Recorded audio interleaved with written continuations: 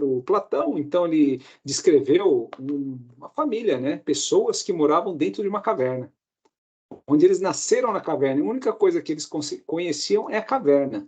Ficavam todos sentados de frente a uma parede, acorrentados e olhando de frente para uma parede.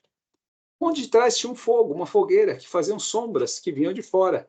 E é a única coisa que eles poderiam ver e podiam ver sombras. E ele passava o tempo, olhavam, e já começou até o especialista em sombras, né? Porque escutava um barulho, um trovão, e mudava a sombra, então toda vez que tinha uma sombra, muda o trovão, e eles viviam ali, naquela vida que estava bom para eles, sentados, produzindo a mesma coisa, vivendo como robozinhos, né? E eu tinha um sujeitinho da turma, né, uma pessoinha lá, que ele começou a se sentir incomodado. Ele falou: não é possível que o mundo é só isso, não é possível que programaram o que eu tenho que fazer. E ele incomodado, um dia ele coçando, ele conseguiu tirar aquelas correntes, algema, e viu que tinha uma luz. Uma luz. Ele foi procurar de curioso, né? O chamado sempre o curioso, o chato, que pergunta muito, né, na nossa sociedade, né, o que questiona, né? E ele olhou e foi subindo aquela luz, escalando, e ele se ralava, caía e subia. Ele falou: não vou lá. Então, uma hora ele conseguiu sair daquela caverna e uma forte luz, né, o cegou, ele não conseguia enxergar, só cegou momentaneamente, e era aquele, o sol que ele nunca tinha visto. E ele sentindo os pés pisando em coisa diferente, porque eram gramas.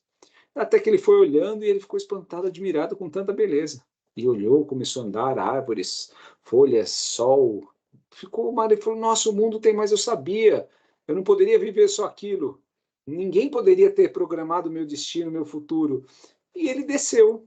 Ele desceu para a caverna, por quê? Porque tão bondoso, ele falou: eu preciso despertar meus amigos, minha família, preciso despertar. E ele desceu na caverna. Quando chegou, ele falou: pessoal, tem mais coisas para ver, não é só isso, precisamos ir embora.